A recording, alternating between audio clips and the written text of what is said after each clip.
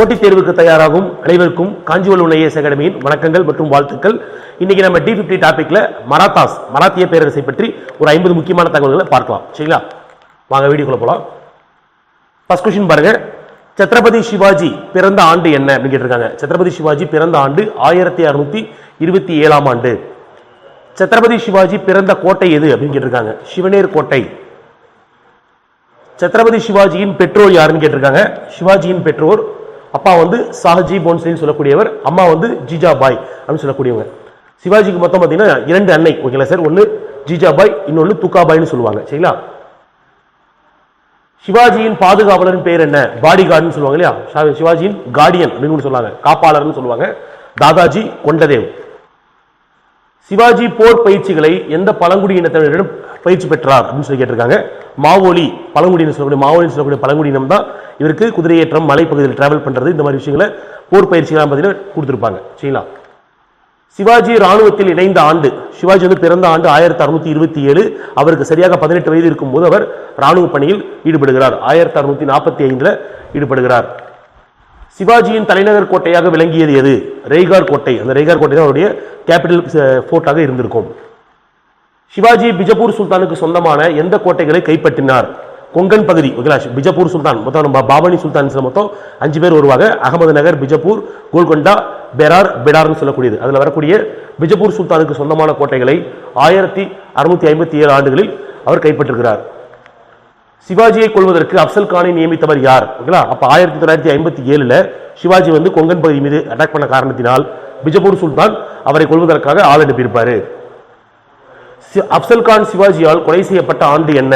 அப்ப என்ன பண்றாரு? அப்சல் கான் என்ன பண்ணிருப்பாரு? சிவாஜியை கொள்வதற்கு முயற்சி செய்திருப்பார்.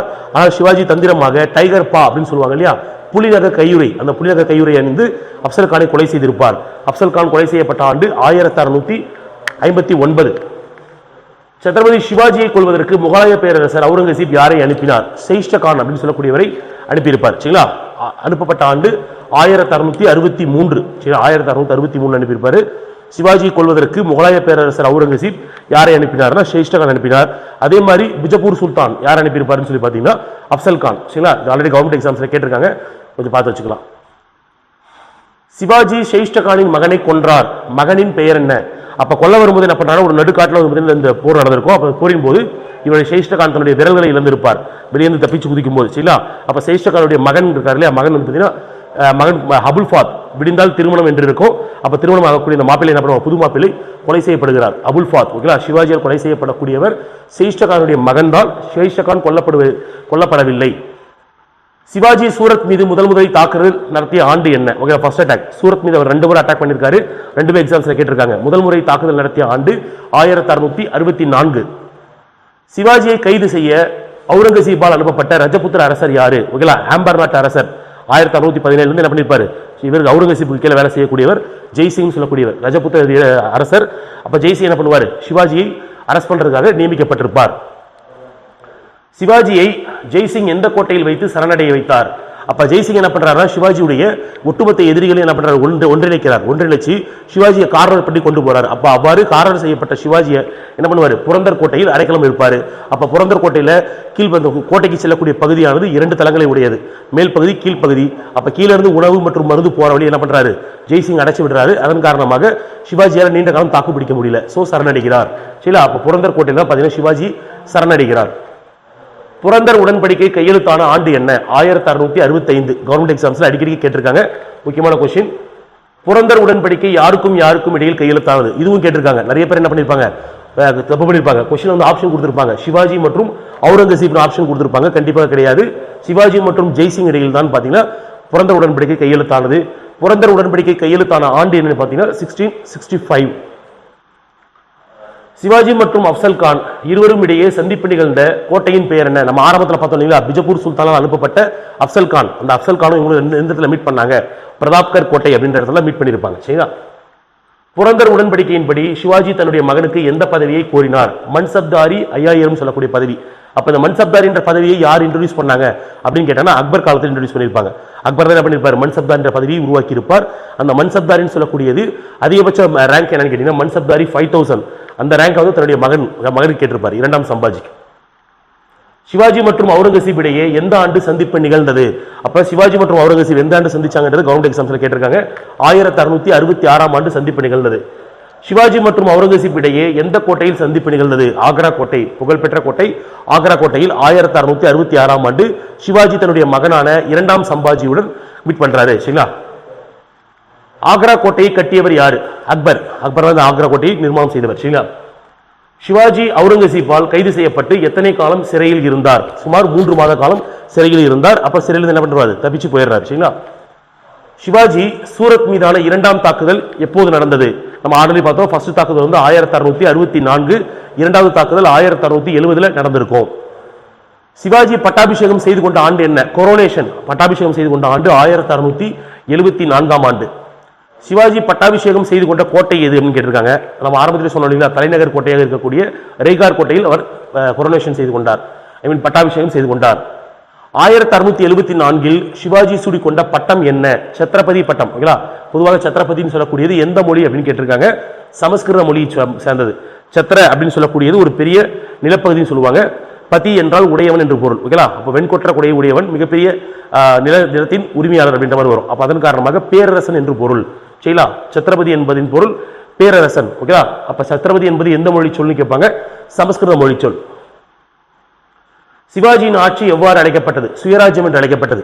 2023 நடந்த கவர்மெண்ட் எக்ஸாம்ஸ்ல இந்த கொஸ்டின் கேட்டிருக்காங்க. சிவாஜியுடைய ராஜ்யம் எவ்வாறு அழைக்கப்பட்டது? சுயராஜ்யம் என்று அழைக்கப்பட்டது. ஸ்கூல் புக்ல கொடுத்திருக்கிற லைன் தான் ஆல்ரெடி கேட்டிருக்காங்க. சிவாஜி தனது ஆட்சியில் யாரை முன்மாதிரியாக கொண்டிருந்தார்? ஷெர்ஷா சூரின்னு சொல்லக்கூடியவர். சூர் வம்சத்தை சார்ந்த ஷெர்ஷா 1540 முதல் 1545 வரை சுமார் 5 ஆண்டு காலம் ஆட்சி செய்தவர். இவருடைய ஆட்சி காலத்துல தான் பாத்தீங்கன்னா ரூபியா அப்படின்னு சொல்றோம் இல்லைங்களா, தற்போது நம்ம பயன்படுத்தக்கூடிய ரூபாய் அப்படின்னு கண்டுபிடிக்கப்பட்டது. சரிங்களா? அறிமுகம் செய்யப்பட்டது. இவரை ஷெர்ஷா சூரி என்ன சொல்லுவாங்க? பொதுவாக நவீன நாணயத்துவத்தின் தந்தை என்று போற்றப்படுபவர். Father of modern coinage system in India பாராட்டப்படக்கூடியவர். அப்ப இவருடைய ஆட்சியை முன்மாதிரியாக கொண்டுதான் சிவாஜி ஆட்சி நடத்தியிருந்தார்.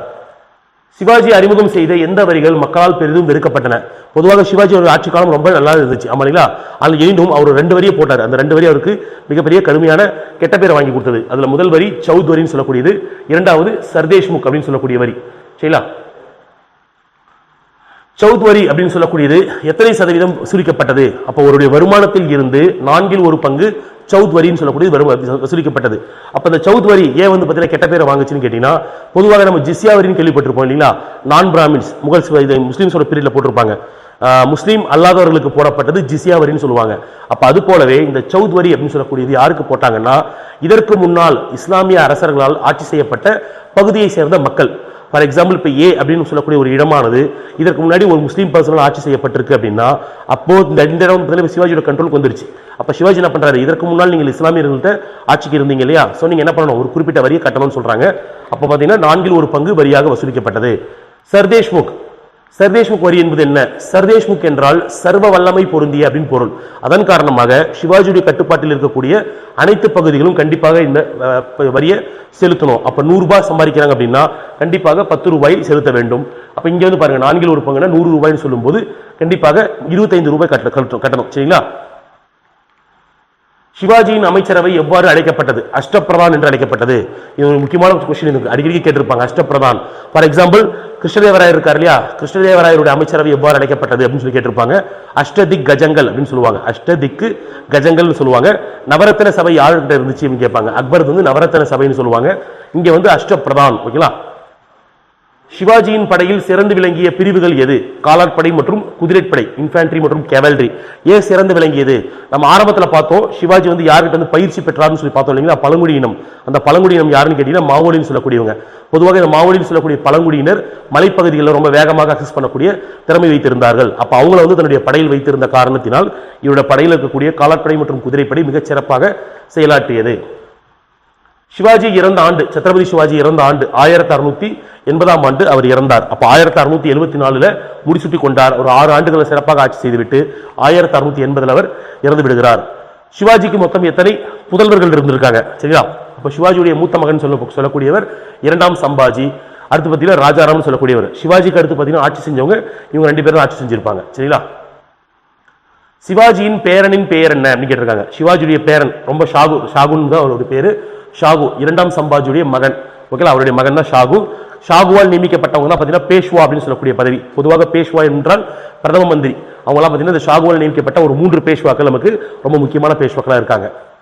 சிவாஜியின் மகன் 2ஆம் சம்பாஜி யாரால் கொலை செய்யப்பட்டார்? ஓகேங்களா, யாரால் கொலை செய்யப்பட்டார்? அவுரங்கசீப்பால் கொலை செய்யப்பட்டார். 1689ஆம் ஆண்டு, ஓகேங்களா, 1689ல he was murdered by Aurangzeb. சரிங்களா. ஷாகு என்றால் பொருள் என்ன அப்படின்னு கேட்டிருக்காங்க. ஷாகுன்ற மீனிங் ஆக்சுவலி பார்த்தீங்கன்னா அந்த சிறுவனாக இருக்கக்கூடிய ஷாகுன்னு சொல்லக்கூடிய சின்ன சின்ன பையனுக்கு ஒரிஜினல் பேர் வேற. அப்ப ஷாகுன்ற பேரை யாரு சூட்டி இருப்பாருன்னா அவுரங்கசீப் என்ன பண்ணிருப்பாரு, அந்த குழந்தைக்கு சூட்டி இருப்பார். அப்ப ஷாகு என்பதன் பொருளுக்கு பேருக்கு என்ன மீனிங் கேட்டீங்கன்னா நேர்மையான என்று பொருள். சரிங்களா. பேஷ்வா என்பதன் பொருள் என்ன? ஓகேங்களா, பேஷ்வா என்பதன் பொருள் பிரதம மந்திரி, பிரைம் மினிஸ்டர் என்று பொருள். ஷாகு சிவாஜியுடைய பேரனான ஷாகுவின் ஆட்சி காலம் எப்போதிலிருந்து எப்போது வரைக்கும்? 1708ஆம் ஆண்டு தொடங்கி 1749 வரை இவர் ஆட்சியில் இருந்தார். அப்ப ஷாகுவால் நியமிக்கப்பட்ட பேஷ்வாக்கள் மொத்தம் எத்தனை பேர்? பொதுவாக மராத்தியர் ஆட்சி காலத்தில் பேஷ்வா அப்படின்னு சொல்லக்கூடியவங்க கிட்டத்தட்ட ஒரு 7 பேர் இருக்காங்க. ஓவரா 7ல இருந்து 8 பேர் இருக்காங்க. அந்த 8 பேர்ல வெறும் ஷாகுவால மட்டுமே நியமிக்கப்பட்டவர்கள் 3 பேஷ்வாக்கள். அந்த 3 பேஷ்வாக்கள் ரொம்ப முக்கியமானவங்க. ஏன்னா இதற்கு முன்னால் வரைக்கும் ஷாகு நியமிக்கிறதுக்கு முன்னாடி வரைக்கும் பேஷ்வாக்கள் தங்களுடைய பணி என்ன வச்சிருந்தாங்க, வெறும் பிரைம் மினிஸ்டர் பணி மட்டும் தான் செஞ்சுட்டு இருந்தாங்க. பிரதம மந்திரியாக மட்டுமே செயல்பட்டு கொண்டிருந்தார்கள். ஆனால் ஷாகுவால நியமிக்கப்பட்ட இந்த 3 பேஷ்வாக்களும் என்ன பண்ணாங்க, மன்னருக்கு இணையான அதிகாரத்தை கொண்டிருந்தார்கள். ஸோ இந்த 3 பேஷ்வாக்கள் ரொம்ப முக்கியமானவங்க. அதுல முதலாவது பேஷ்வா பாலாஜி விஸ்வநாத், அவருடைய மகன் தான் வந்து பார்த்தீங்கன்னா பாஜிராவ். மூன்றாவது வந்து பார்த்தீங்கன்னா பாலாஜி பாஜிராவ். அப்ப இந்த 3 பேர் ரொம்ப முக்கியமான பேஷ்வாக்கள். ஷாகுவால் நியமிக்கப்பட்ட பேஷ்வாக்கள் எண்ணிக்கைன்னு கேட்டாங்கன்னா கண்டிப்பாக 3 பேர். ஷாகு 1708ஆம் ஆண்டு ஆட்சியில் அமர உதவியவர் யாரு? அப்ப ஆரம்பத்தில் ஷாகு வந்து பார்த்தீங்கன்னா சிறையில் இருப்பார்.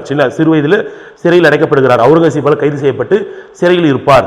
அவர் சிறையில் இருந்து வெளியே வந்த உடனே அவருடைய சித்திக்கிட்ட போய் சண்டை போட்டு ஆட்சியை பிடிக்கிறார். அப்போது அவர் ஆட்சியை கைப்பற்றுவதற்கு உதவியவர் யாருன்னா பாலாஜி விஸ்வநாத். ஆட்சியில் வந்து அமர்ந்த உடனே ஷாகு என்ன பண்ணாரு, நன்றி கடனாக இவர் தான் முதலாக பேஷ்வாவாக அறிவித்தார். அப்ப ஷாகுவால் நியமிக்கப்பட்ட முதல் பேஷ்வா பாலாஜி விஸ்வநாத். சரிங்களா. பேஷ்வாக்களில் சிறந்த பேஷ்வா என்று அழைக்கப்படுபவர் யாரு? நம்ம பார்த்தோம், ஒரு 8 பேஷ்வா இருக்காங்கன்னு சொன்னீங்களா. அந்த 8 பேர்ல சிறந்த பேஷ்வா பாஜிராவ். பாஜிராவ் சொல்லக்கூடிய சிறந்த பேஷ்வா. பேஷ்வா பாஜிராவுடைய மகனின் பெயர் என்ன? பாஜிராவுடைய மகன் தான் பாலாஜி பாஜிராவ். அப்ப பாலாஜி விஸ்வநாத்துடைய மகன் பேஷ்வா பாஜிராவ். பேஷ்வா பாஜிராவுடைய மகன் யாருன்னு கேட்டீங்கன்னா பாலாஜி பாஜிராவ், கடைசி பேஷ்வா.